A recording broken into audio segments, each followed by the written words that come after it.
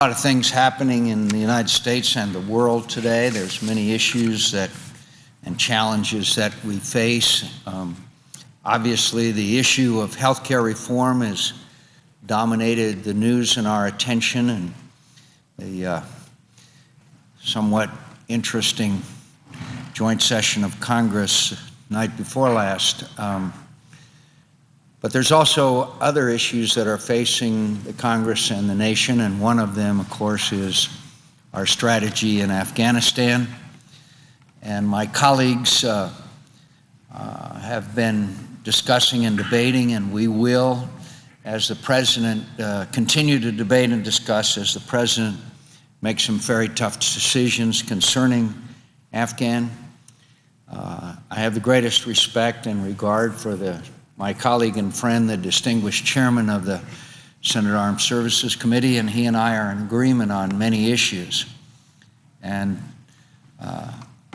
it's very clear that Senator Levin wants a larger Afghan National Army.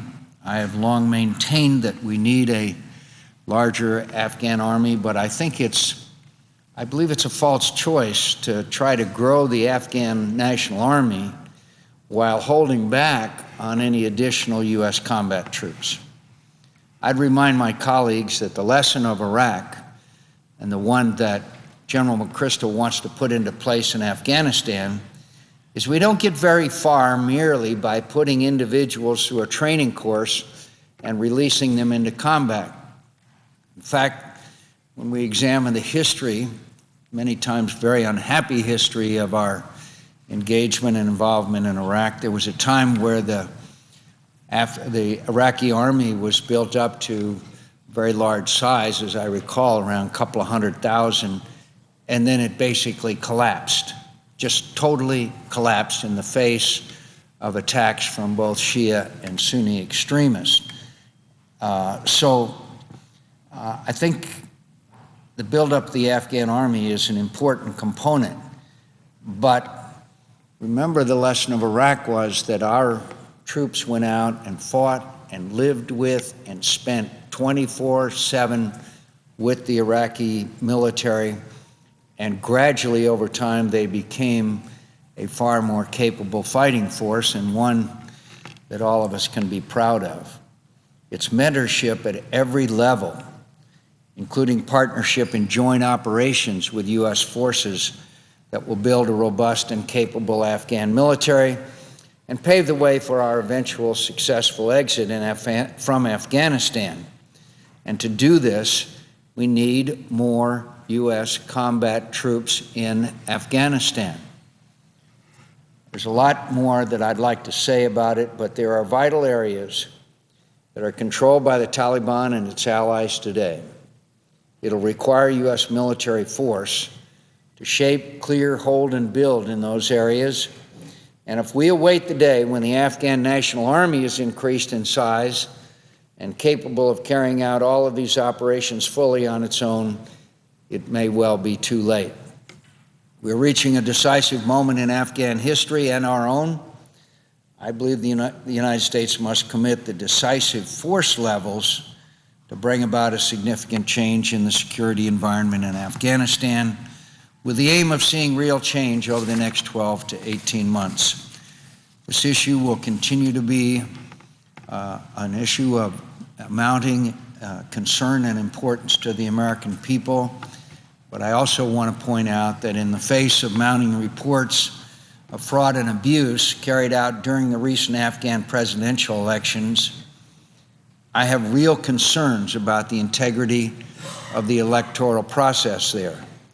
Yesterday, the Electoral Complaints Commission, a body backed by the United Nations, threw out votes from 83 polling stations across 3 provinces due to fraud.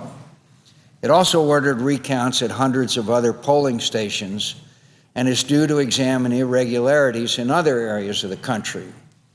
These and other serious allegations of fraud undermine the perceived legitimacy of this election. I believe that perception is key to Afghanistan's political future. I believe we must urge the Electoral Complaints Commission to complete its work as soon as possible and to present a full report with its assessment of the fairness of the election in its entirety. The Afghan people desire and deserve a fair electoral process and a leader that's elected legitimately. This election must be a breakthrough for Afghanistan in terms of better governance, more competence, and less corruption. They have suffered from poor governance for far too long. We should desire no less and take the necessary steps to ensure that the government we are backing in Kabul is legitimate and has the support of the Afghan people and the international community. Mr. President, I recall when there was a flawed and unfair election in Ukraine, and the United States of America lent its weight in support of the then Orange Revolution, and a free and fair election was held. We will wait until the Electoral Commissions issue their finding, but I'm very concerned about already the information that we have concerning significant voter fraud, which may have called for a runoff election between President Karzai and his leading opponent, Abdullah Abdullah. All Americans take occasion today to commemorate the terrible attacks of 2001. And each of us has the cause to reflect on some of the lessons our nation has learned in the wake of 9/11. It's often hard to think clearly about the days before those attacks, when the world seemed at once a safer and more distant place, and our country a superpower in a secure neighborhood. We saw before 9/11 that America had interests across the globe, and we believed that our actions must be motivated by the ideals that have made us great. Yet we also often assumed wrongly that the volatility that spilled across distant shores would never wash over ours. That instability and repression in remote and obscure places was cause for tragedy, but not for alarm. We've learned a lot since that day. We've learned that history is often made in the very remote and obscure places that draw so little of our attention. We've learned that the degree of freedom and stability in other countries is connected to the security that we enjoy at home.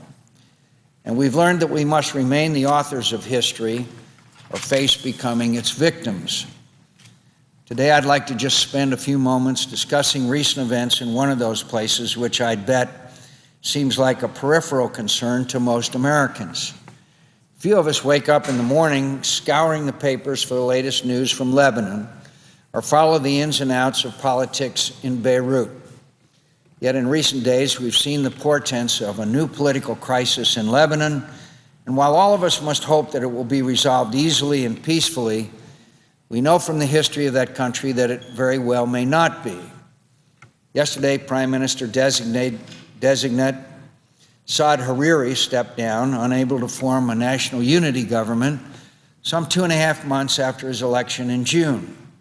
After his moderate and relatively pro-Western party won the largest number of seats in the Lebanese parliament, Mr. Hariri proposed the formation of a broad-based government that would even award a share of the cabinet post to Hezbollah. Yet Hezbollah has been intent on thwarting these efforts to form a cabinet. Despite the fact that the Lebanese constitution confers on the president and prime minister the power to make cabinet appointments, and irrespective of Mr. Hariri's repeated attempts to form a government, talks have broken down over the demand by a Hezbollah-allied party that it retain the telecommunications ministry. This may appear to be a small and insignificant point of contention, and surely not one that would prompt any incoming prime minister to abandon his post until we consider that Hezbollah badly wants to retain control over telecommunications and surveillance in Lebanon. Hezbollah, of course, not only possesses a surveillance capacity and an independent communications and broadcasting system, but also retains vast weaponry befitting its status as an independent militia. Along with its Syrian and Iranian sponsors, Hezbollah continues to both exert influence outside the constitutional process and invite foreign meddling in Lebanese affairs. I believe that the United States should take a strong stand in favor of respecting the outcome of the June democratic elections and urge the parties in Lebanon to form a government in a manner that respects the constitutional process. Over the longer term, it's abundantly clear that there can be no durable peace in Lebanon, nor any long-term stability in the political process there, as long as Hezbollah continues to act freely as an armed, independent militia. According to some reports, Hezbollah remains today the best armed force in the country, better armed indeed than even the Lebanese armed forces. Such a situation invites further fighting at some point between Hezbollah and Israel and suggests that Hezbollah will continue to use its military power to induce cooperation with its demands at home. Sooner or later, one way or another, and as the United Nations Security Council has demanded, Hezbollah must be disarmed. We should also make perfectly clear to Syria that better ties with the United States will require an end to its malign interference in its neighbors' affairs. The administration has made a major effort this year to reach out to Syria, sending a number of delegations to Damascus, and making clear that better ties with the United States are possible if Syria changes its ways. Yet we should recall that it has been just 4 years since Mr. Hariri emerged onto the political stage after his father, Rafiq Hariri, was murdered in a bombing. Reports indicate that suicide bombers continue to cross the Syrian border into Iraq, and Syria maintains its hostility to Israel and its close ties to the government of Iran. We must be clear that there must be real change on these issues in order for Syria to enjoy significantly warmer relations with the United States. Some Americans might reasonably ask why. Why should we care about freedom and the democratic aspirations of the Lebanese people? What matter is it of ours? Don't we have enough problems here at home without spending our time and attention on the affairs of a small country far from our shores? In answering this, I'd like to return to the theme with which I set out these brief remarks. We have learned since the attacks of 9/11 that instability in such places is not often confined to its borders. In lands where repression and despair are rife, intolerance and extremism grow in the hearts of some, and violence in the minds of a few. In Lebanon, as in so many other places around the world, the population aspires to something better than to be pulled from side to side by a thuggish and cruel militia. The vast majority of the Lebanese people want only that which we here in America desire: the freedom and security to build, through their talents and industry, a better life for themselves and their children. As Americans, we must demonstrate that we stand beside them in this hope.